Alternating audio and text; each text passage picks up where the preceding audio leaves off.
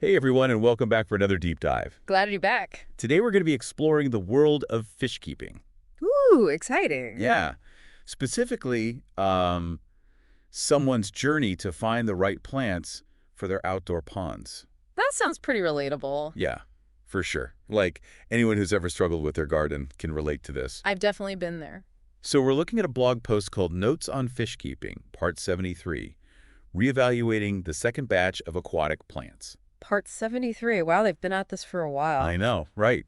And it's from this blog called kianmeng.org. Okay. And it's by this guy named Ang, and he calls himself an old software plumber. Interesting. So not your typical fish-keeping blogger? Definitely not. And in this post, he's basically trying to find, like, the perfect plants that are low maintenance. Makes sense. Yeah, and look nice and aren't, too expensive. The trifecta. Low maintenance, beautiful, and affordable. It's the dream. Exactly. Yeah. So he's testing out these 4 plants this time around. Okay, let's hear about them. So we've got Vallisneria americana, also known as tape grass. Ah, a classic. Then there's Hemigraphis exotica. Yeah, that one's a bit more unusual, isn't it? Yeah. And Anubias barteri var. Nana? Love a good Anubias. And lastly, Hygrophilla difformis. Okay, so we've got a mix of popular and less common choices there. I'm curious to see why he picked these specific plants. Me too. So, starting with tape grass, that's like a go-to for a lot of beginners, right? Yeah, it's super hardy. It tolerates a wide range of water conditions. Doesn't really need much fussing over. Which fits with what Ang is looking for, right? Like low maintenance. Exactly. It's like the plant it and forget it of the aquatic world. I love that. And then there's the Hemigraphis exotica, which can grow both underwater and like above the water. Yeah, you mean immersed growth. Yeah, that's a cool feature. You can have it rooted in your pond, but the leaves are reaching up out of the water, almost like it's trying to escape. That's such a cool image. So he's definitely thinking about visual interest too, right? Yeah. Oh, absolutely. And that's where the Anubias comes in as well. Those guys are known for their really beautiful, like deep green foliage. Yeah, they're gorgeous. And they're pretty slow growing, which for someone like Ang who doesn't want to be constantly pruning, that's a big plus. So he's playing the long game with that one. Totally. Plus, they don't need a ton of light, which he mentioned is a factor in his pond. So he's really taking his specific conditions into account. It sounds like it, really thinking it through. Okay, so we've covered 3 out of 4 plants. What of that last one, the Hygrophilla difformis? Now, this one's interesting. It kind of throws a wrench into the whole low maintenance thing. Oh, how so? Well, it's known to be a bit of a diva, needs a lot of light to really thrive. But when it gets that light, oh boy, it's stunning. These gorgeous feathery leaves. And they can change color depending on how much light they're getting, from bright green to like reddish brown. So maybe this is where his artistic side comes in. Willing to put in a bit more effort for that wow factor. Yeah, could be. Or maybe he's just experimenting, seeing if he can get it to thrive in his setup, even though it's known to be a bit fussy. He's kind of like a mad scientist. A little bit. Yeah. And speaking of experimenting, he actually mentions in an earlier post that he's not a fan of aquascaping. Oh, really? Yeah, finds it a bit too much, the cost, the time commitment, it can get pretty intense. Yeah, I get that. Sometimes a hobby can turn into a second job. Totally. But here's the thing. He's not totally writing it off. Interesting. He just wants something more natural, less like high maintenance, So maybe this Hygrophilla difformis is his way of dipping his toes in the water, so to speak. Without going all in on the full aquascaping thing. Exactly. He's trying to find that balance. A beautiful pond, but without turning into a full-time pond caretaker. It's a struggle a lot of us face, right? Not just with fish keeping, but with any hobby. So true. How much time and energy are you willing to invest? Where is that sweet spot between passion and practicality? Big questions. And it seems like Ang is trying to answer them for himself in his own unique way. Absolutely. Yeah. And his journey is definitely giving us some food for thought. For sure. All right, well, let's see where this deep dive takes us next. I'm hooked already. Me too. Yeah. It's like he wants the beauty of aquascaping, but without the hassle. Exactly. And, that actually brings us to another interesting point about Ang's approach. His preference for outdoor setups. Right. He did mention struggling with indoor tanks in the past. Yeah, he talks about the constant water changes and like ventilation issues and the energy costs. Oh, yeah. All that equipment running all the time. It adds up. For sure. So it makes you wonder, like, what are the real trade-offs between indoor and outdoor setups? Yeah, besides the obvious, like one's inside and one's outside. Right. Well, with indoor tanks, you have so much control over the environment. You can really fine-tune everything. Exactly, like the temperature, the water parameters, even the lighting. So you can create like the perfect little microcosm for your fish. Exactly. But all that control comes at a cost. Literally. Literally. All those heaters and filters and lights. Yeah, your electricity bill is going to be through the roof. And then there's the maintenance. Ugh, the maintenance. Water changes, cleaning filters, testing the water. It's like a part-time job. It can be. And I think for someone like Aang, who's looking for a more low-key approach, Yeah. that might not be so appealing.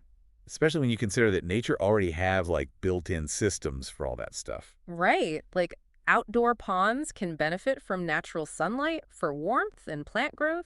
And rainfall for topping off the water level. Exactly. And even natural filtration from bacteria and plants. So it's kind of like the slow food movement of fish keeping. Ah, I love that analogy. But, let's not romanticize outdoor setups too much. Right. They're not without their challenges. Definitely not. You've got to deal with things like algae blooms. Ugh, algae. And protecting your fish from predators like birds or raccoons. Oh, yeah. I hadn't even thought about that. And then there's managing temperature fluctuations during the different seasons. Yeah, it's not all sunshine and roses.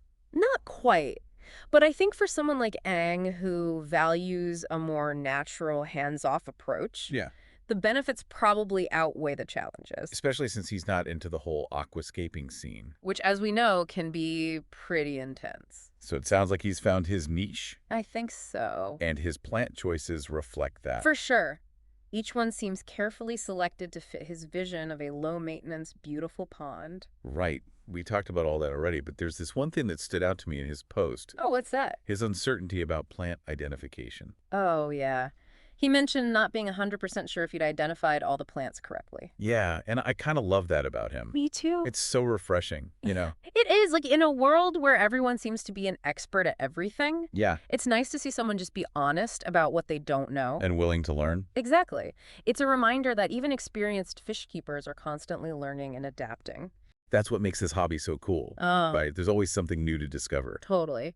And when it comes to plant identification, that's super important. Oh, yeah. Why is that? Well, misidentifying a plant can have some serious consequences. Like what? Some aquatic plants can be toxic to fish, Oh, no. and others might be too delicate for a certain pond environment. You could end up with a plant that takes over the whole pond. Or one that just doesn't survive at all. Right, so it's not just about aesthetics. It's about understanding how everything fits together. Exactly. Each plant plays a role in that ecosystem. And introducing the wrong one can mess things up. It really can. So it makes you appreciate how complex this all is. Yeah, it's not just about throwing some plants in a pond and calling it a day. It's about creating a whole self-sustaining ecosystem. That's both beautiful and functional. Exactly. Which brings us back to that question of balance. The eternal struggle. How do you create a space that's stunning and easy to maintain? It's a question every gardener and fish keeper has to grapple with. And there's no right answer, is there? Not really. It's about finding what works for you. Your needs, your preferences, your resource. And I think that's what makes Aang's story so relatable. Totally. He's not trying to impress anyone with a picture-perfect pond. He's just trying to build something that brings him joy. And connects him with nature. And fits into his life. Without taking over. It's a more mindful approach to fish keeping. I like that. Mindful fish keeping. It's about prioritizing balance and sustainability over, fleeting trends. And I think that's a valuable lesson for all of us. Yeah, for sure. Whether we have a pond or not. In a world that's constantly telling us to do more, have more, be more. It's nice to see someone embrace a slower, more intentional way of being. It's a reminder that sometimes less is more. And that the most rewarding experiences often come from those quiet moments of observation and appreciation. Beautifully said. And speaking of appreciation, I'd love to hear from you, our listeners. Yeah. What elements do you find most important in a garden or outdoor space? What brings you that sense of peace and connection with nature? Yeah, it's easy to get caught up in the aesthetics, Oh, totally. Like trying to make it Instagram worthy. Exactly. But it's those little moments of connection. Those quiet moments where you just feel at peace. That's what really matters. Absolutely. And I think Aang is on the right track with his approach. Oh, yeah, for sure. He's not afraid to experiment. He's learning from his mistakes. And he's not letting trends dictate what he does. He's got his own vision. And he's sticking to it. Yeah, he's not afraid to get his hands dirty either. Literally. Literally. Yeah. And that's what I love about fish keeping and gardening in general. It's not just about looking pretty. There's this whole other element of like working with nature. You're not just controlling it, you're kind of surrendering to it too. Exactly. Wow. It's this constant dance between control and surrender. You're trying to shape things, but you also have to accept nature's own rhythms. And it's not always easy. But when you find that sweet spot, Where your efforts actually enhance the natural beauty. that's where the magic happens. It really does. And it's a journey, right? Oh, absolutely. There are going to be challenges. Setbacks, doubts. But then you have those moments of discovery, Those unexpected surprises. like a plant suddenly blooming, or a new fish thriving in your pond. and it makes it all worthwhile. It really does. So whether you're a seasoned fish keeper, Or just starting out. or even if you just love plants and nature in general, I hope Aang's story has inspired you to take a closer look at the world around you to appreciate the interconnectedness of it all. and to find your own way to connect with nature. Because even if you don't have a pond, You can still create those little pockets of beauty, a window box full of herbs, a bird feeder hanging in your yard. even just a vase of flowers on your table, It's about bringing a little bit of nature into your daily life. and noticing the small things, The way the light hits the leaves, the sound of birds singing. the smell of fresh earth after the rain. It's all connected. So go out there, Explore our man. and find your own way to connect with the natural world. And who knows? Maybe one day we'll be doing a deep dive into your amazing creation. That's right. Until then, Happy deep diving, everyone. see you next time.